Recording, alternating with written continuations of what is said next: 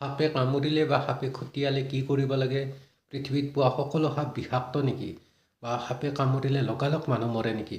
আজি এই বিষয়ে কি মজাকে ধুনীয়াকৈ অতি সহজ ভাষাত কথা পাতিম। মই বিজয় ৰাজবংশী, ৰেজিষ্টাৰ্ড ফাৰ্মাচিষ্ট। আপোনালোক সকলোকে মোৰ ইউটিউব চেনেল হেল্থ উইথ বিজয়লৈ স্বাগতম জনাইছোঁ। আপুনি ভাবিছে সাপে কামুৰিছে, মানুহটো মৰিবই আৰু বেলেগ উপায় নাই। কিন্তু এটা কথা জনাই থওঁ যে পৃথিৱীত বা ভাৰতবৰ্ষত প্ৰায় 550 বিধ সাপৰ প্ৰজাতি আছে। তাৰে 10 না 15 বিধে বিষাক্ত আৰু সাপ। এই বিষাক্ত সাপৰ ভিতৰত কোব্ৰা, ভাইপাৰ এইবোৰ সাপ অলপ বেছি বিষাক্ত। বাকী নৰ্মেলি বহুত সাপ আছে যাৰ বিষ নাই আৰু সিমান বিষাক্ত নহয় আৰু। কিছুমান গাঁৱৰ অলপ তাৰমানে নজনা মানুহ বা সিমান আৰু মেডিচিন বা মেডিকেল নলেজৰ বিষয়ে সিমান জ্ঞান নথকা মানুহে সাপে কামুৰিলে কি কৰে? অযাত্ৰাত জাৰিব লৈ যায়। কিন্তু কেতিয়াও তেনেকুৱা নকৰিব।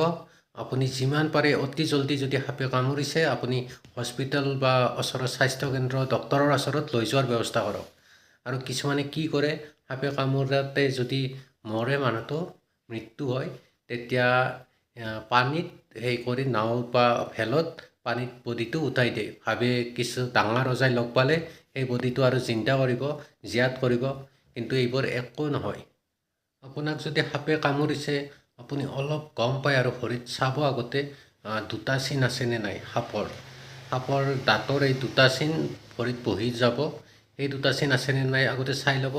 যদি আছে বেছি ভয় নাখাব। মানুহে কি কৰে? সাপৰ বিষতকৈ ভয় খাই হাৰ্ট এটাক হৈ আগতে মৰে আৰু মানুহটো এই ভয় খাই কাৰণে। কিন্তু ভয় নাখাব।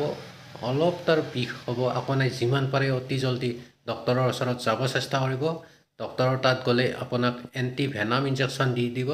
এণ্টি ভেনাম ইনজেকশ্যন দিলে আপোনাৰ টেনশ্যন নাই, সেই বিষটো কেঞ্চেল কৰি দিব। সাপে কামোৰাৰ পিছত আপুনি কি কি নকৰিব সেইটো কৈ দিওঁ আগতে। আপুনি য'ত সাপে কামুৰিছে তাত আকৌ বস্তু নলগাব। বা কিছুমানে কি কৰে? সাপে য'ত কামুৰিছে তাত ব্লেডেৰে আৰু কাটি দিয়ে বিষটো ওলাবৰ কাৰণে। সেইটো তেনে নকৰিব। বা একেবাৰে টাইটকৈ নাবান্ধিব। টাইটকৈ বান্ধিলেও তাত চুৱালিং হৈ কিনে ফুলি যাব ভৰিটো বা য'ত কামোৰে জেগাখিনি ফুলি যাব। তেনেকুৱা নহয়। কামোৰা ঠাইখিনিত বৰফ চৰফ নলগাব। আৰু বেছি চটফটাই বা জঁপিয়াই নাথাকিব। কাৰণ বেছি জঁপিয়াই বা চটফটাই থাকিলে আপোনাৰ বিষটো ব্লাড চাৰ্কুলেশ্যনত জল্দি যাব বা হাৰ্টকলৈকে জল্দি যাব। তেতিয়া তাৰমানে অতি সোনকাল আৰু ৰিয়েকশ্যন কৰিব বিষটো।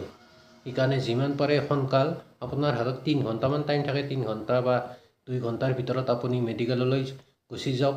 আৰু সাপে কামোৰাৰ পিছত সাপডাল মাৰিব বা ধৰিব, কাটিব এইবোৰ চেষ্টা নকৰিব। যদি হাতত মোবাইল থাকে তেতিয়া সাপডালৰ ফটো এটা মাৰি থৈ দিব। পিছত মেডিকেল গ'লে বা ডক্তৰৰ ওচৰত গ'লে সেই ফটোটো দেখুৱালে ডক্তৰে আৰু ভালকৈ ট্ৰিটমেণ্ট কৰিব পাৰিব। আৰু সাপে কামোৰাৰ পিছত লক্ষণসমূহ কৈ দিওঁ।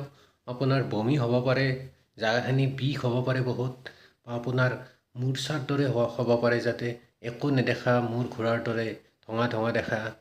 আৰু আপোনাৰ হাৰ্টবিটটো স্পীড হ'ব, হাৰ্টবিটটো পূৰা জল্দি জল্দি মাৰি থাকিব, তেনেকুৱা হৈ যাব পাৰে।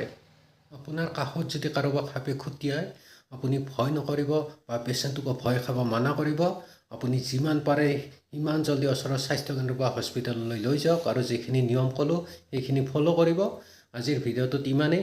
আৰু নতুন নতুন হেল্থৰ ভিডিঅ' দি থাকিম মই। এই চেনেলটো ছাবস্ক্ৰাইব কৰি থৈ দিব। ধন্যবাদ।